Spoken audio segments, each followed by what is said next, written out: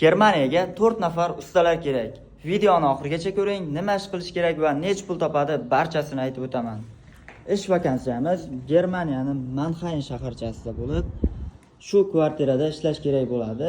Birinchi o'rinda bu kvartirani to'liq demontaj ishlarini olib borish kerak, ya'ni to'liq buzish kerak. Tom qismini, pol qismini va santexnika ishlarini to'liq buzib, konteynerlarga tashlash kerak bo'ladi. Mana konteynerlarni ham tayyorlab qo'yibmiz. Keyinchalik esa qaytadan ta'mirlash ishlarini olib borish kerak bo'ladi.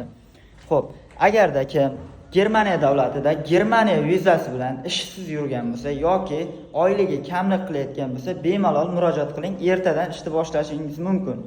Agarda kimdir O'zbekistondan Germaniyaga kelmoqchi bo'lsa, hech qanday til sertifikatisiz kelishda imkoniyati bor va 7 oydan 9 oy davomida Germaniyaga yetib kelishingiz mumkin.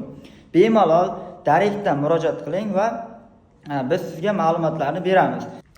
Ish haqi esa barcha soliqlardan tashqari 13 yevrodan to'laydi soatiga va bepul turar joy bilan ta'minlaydi.